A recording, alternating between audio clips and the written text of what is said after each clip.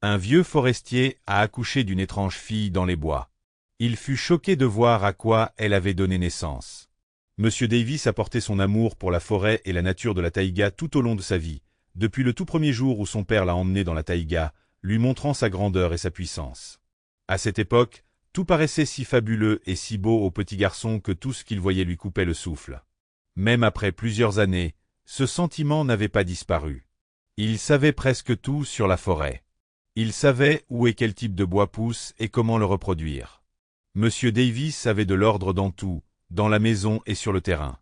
Il vivait avec sa petite fille à la périphérie du village, dans une petite maison dont les fenêtres donnaient sur la lisière de la forêt. Gloria était orpheline. Son grand-père était la seule famille qu'elle avait. Ses parents étaient géologues et avaient été tués dans un glissement de terrain, alors qu'ils installaient leur campement dans un ravin.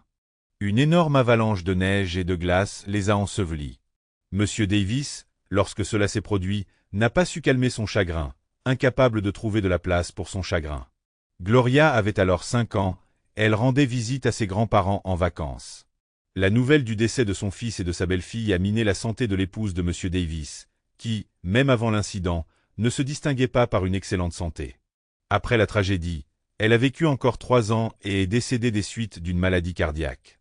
Il s'est donc avéré que Monsieur Davis élevait seul sa petite fille. Même s'il était vieux, il n'a pas abandonné, mais a fait tout son possible pour fournir à sa petite fille tout ce dont elle avait besoin. Maintenant, c'est plus facile pour le vieil homme. Sa petite fille a grandi et peut prendre soin d'elle-même.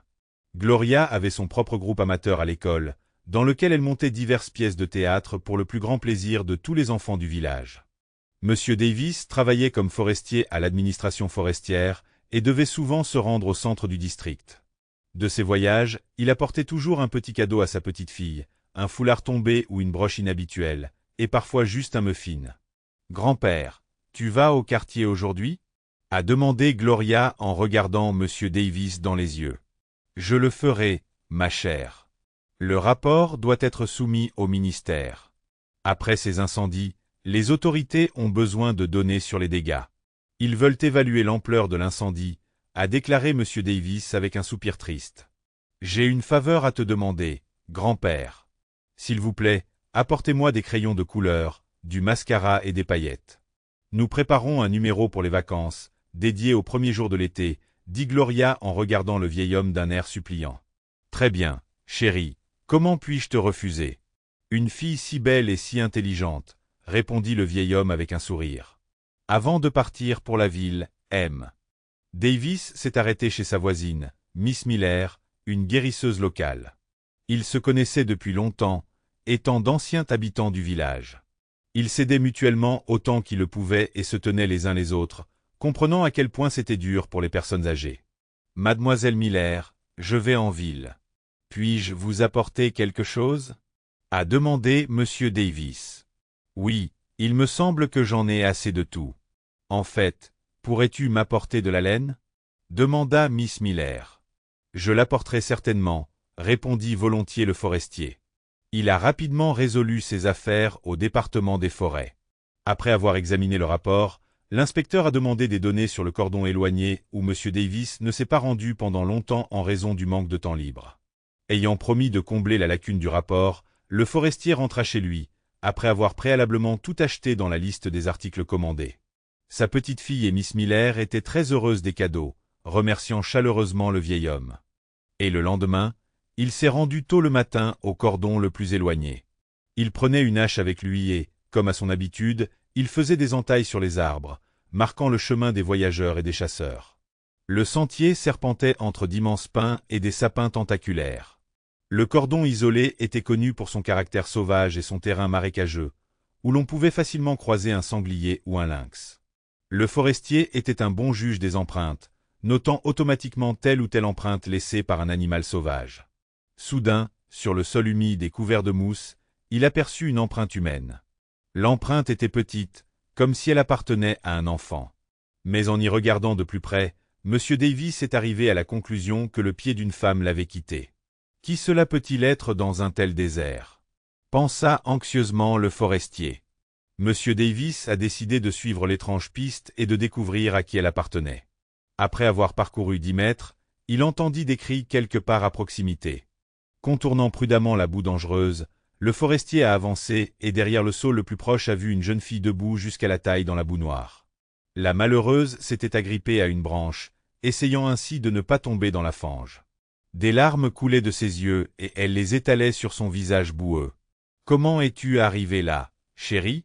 Ne bouge pas. Je vais penser à quelque chose, dit le forestier, sachant que dans le marais l'essentiel est de rester immobile et de ne pas errer. Parce que plus on essaie de sortir, plus on se laisse aspirer. » Monsieur Davis a plié un jeune aulne pour que la jeune fille puisse saisir ses branches. Elle les saisit adroitement, et le forestier tira en même temps l'arbre vers lui. Lentement, centimètre par centimètre, le vieil homme parvint à sortir de la boue l'étranger en pleurs.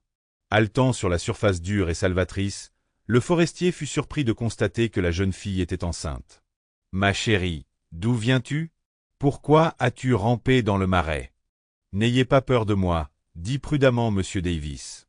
Je suis tante Harris.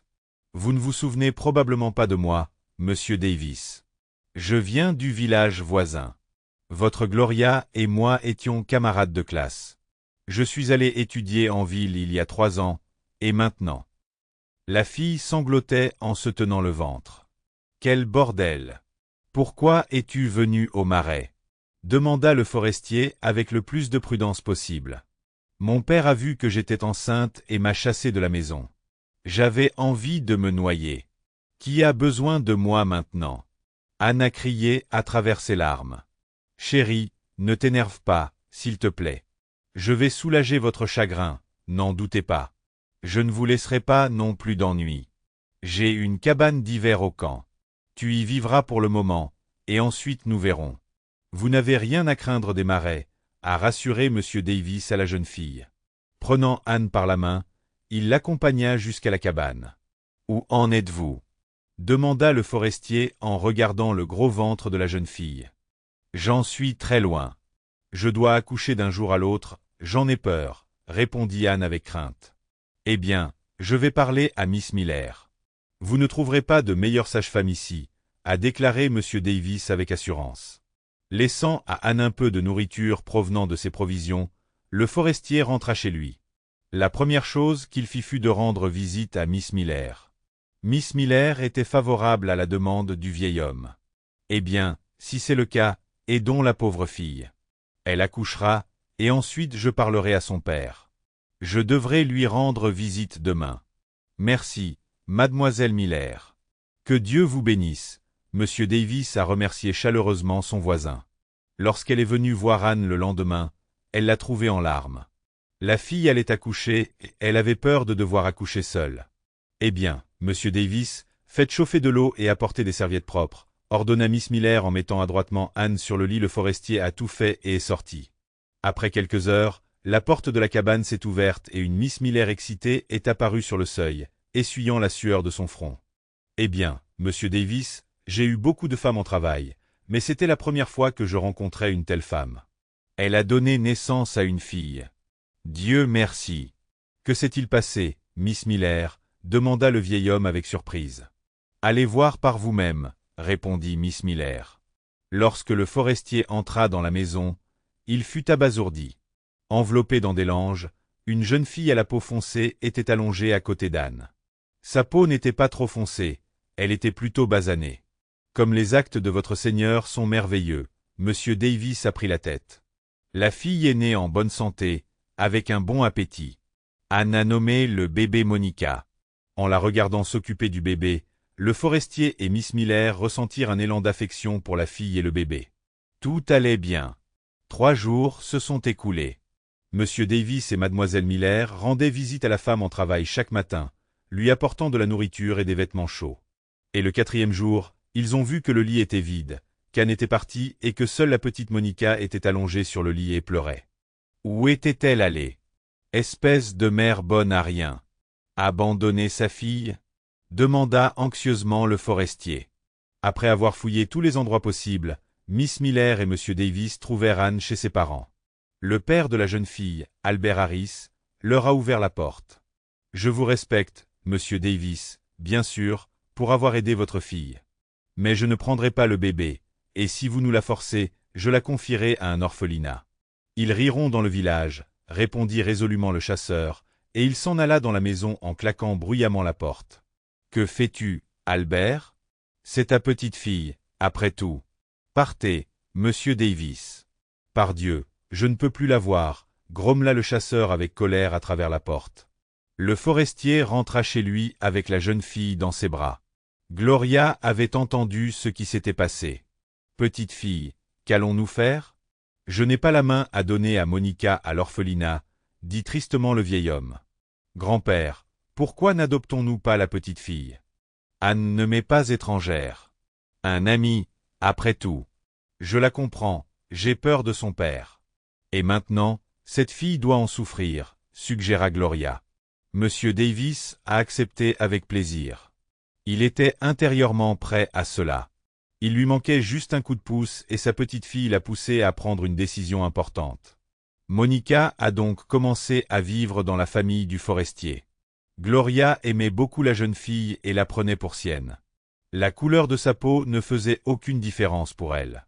Ils ont nourri le bébé avec du lait maternisé et de la bouillie de semoule. Monica était un bébé doux et obéissant. En grandissant, la fille est devenue comme une petite princesse. Gloria a accordé beaucoup d'attention à la jeune fille et a travaillé avec elle dans le théâtre de son école. Mais tout le monde dans le village n'a pas accepté la mulâtresse avec chaleur et amour. Et même si la petite fille était encore jeune et passait la plupart de son temps à la maison, cela n'allait pas au-delà des ragots. Mais lorsque Monica est allée à l'école, c'est à ce moment-là que les principaux problèmes de sa vie ont commencé. Maman, personne ne veut s'asseoir au même bureau que moi à l'école. Ils disent que je suis sale et que j'ai besoin d'être lavée. En pleurant, elle s'est plainte à sa mère adoptive. Et on dit aussi que je suis douée pour voler les pommes du voisin.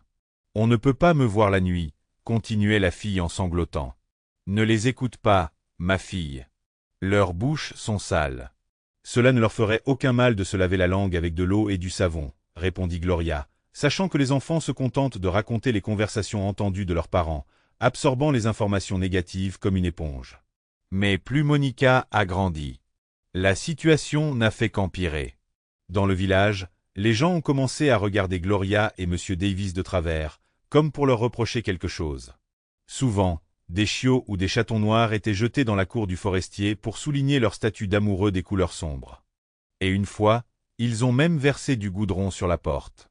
Les potins du village chuchotaient dans le dos de Gloria, échangeant des regards significatifs. « Regardez, la voilà qui arrive. Elle a accueilli un enfant trouvé et elle en est contente. Les gens normaux l'ont rejetée, et ces gens la récupèrent. » Monica a vécu des moments très difficiles pendant ses années d'école. Parfois, quand elle rentrait de l'école, elle s'enfermait dans sa chambre et sanglotait en silence. Un jour, Gloria a monté une pièce de théâtre dans un club de théâtre scolaire, dans laquelle Monica s'est vue attribuer l'un des rôles principaux. Juste avant la première de la pièce, le directeur du club a appelé Gloria. « Gloria, pourquoi cette fille joue-t-elle l'un des rôles principaux? Que veux-tu dire? On est sur le continent africain ou quoi? Demain, il y aura toutes sortes de rumeurs. Il y aura un article dans le journal et votre Monica sera en première page. Ils se moqueront de nous. J'ai mis Monica dans la troupe de théâtre, non pas parce qu'elle est ma fille, mais parce qu'elle a de très bonnes compétences vocales, vous savez, a répondu Gloria avec agitation. Oui, qu'elle soit chanteuse d'opéra. Je m'en fiche, mais je ne la tolérerai pas dans la pièce, a déclaré fermement le metteur en scène, précisant que la conversation était terminée. Gloria a donc dû retirer Monica de la pièce. Monsieur Davis en était très indigné, mais il ne pouvait pas y changer. La propre mère de Monica, Anne, n'a jamais rendu visite à sa fille pendant tout ce temps, l'ayant exclue de sa vie. Anne pensait souvent à la vie dans une grande ville et à ses études dans une université prestigieuse. Elle n'a jamais parlé à sa famille de sa relation avec un étudiant d'un petit pays africain, même si la romance, qui a débuté en 3e année, a été très orageuse. Le sudiste passionné a comblé Anne de fleurs et de cadeaux.